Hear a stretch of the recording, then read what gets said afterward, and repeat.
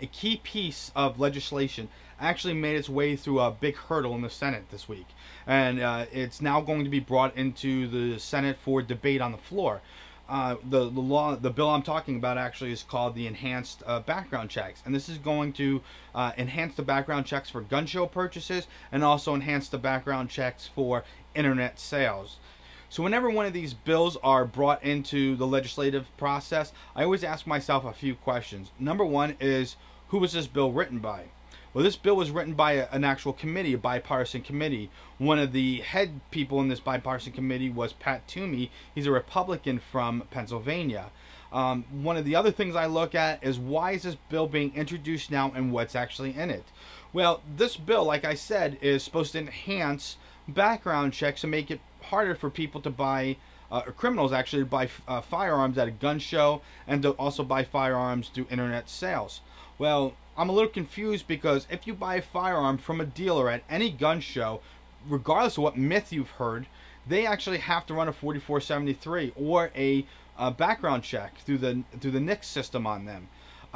As well as, if you buy a firearm online, that does not get shipped to your house. It has to go to a federal firearms licensee, and then you have to come in and fill the paperwork out, and we have to run a background check on you. So I'm a little confused on how some of those, what this law really is about. But when I start to look at these types of laws, one of the questions that I always ask myself is, would this law have done blank?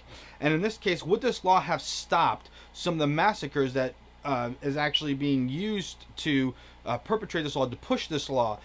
We've seen this week that Newtown shooting families were flown to DC to really talk to people over there about this particular law.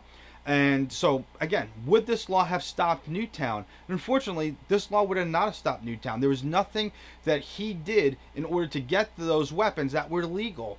So, again, it would not have stopped that. What about Columbine? Would this have stopped Columbine? No, it wouldn't have. As a matter of fact, Columbine was perpetrated during a very restrictive time for people to purchase firearms. We could not buy large capacity magazines, so the way around it is these two deviants, they went out and bought a bunch of small magazines. They bought 17 10-round magazines, which was illegal at that particular time to purchase. Of course, it was not legal for them to own it because they weren't old enough, but they were criminals and they don't care about the law. Would this have stopped the Aurora shooting? And again, I don't believe it would have stopped the Aurora shooting. That guy was a crazy guy who walked into a movie theater with a firearm and just started shooting it indiscriminately.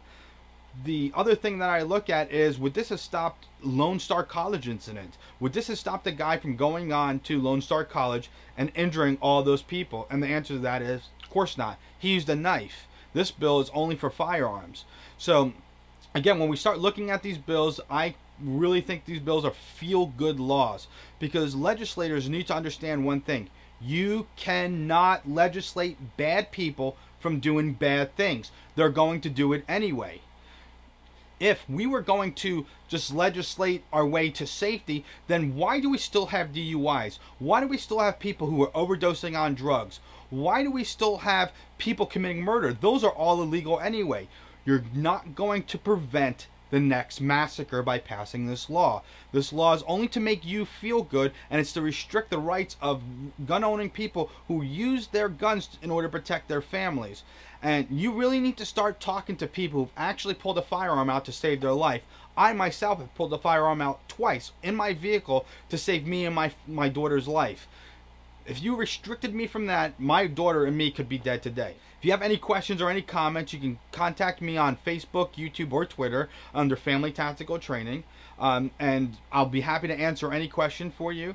I appreciate your time for today, and be safe.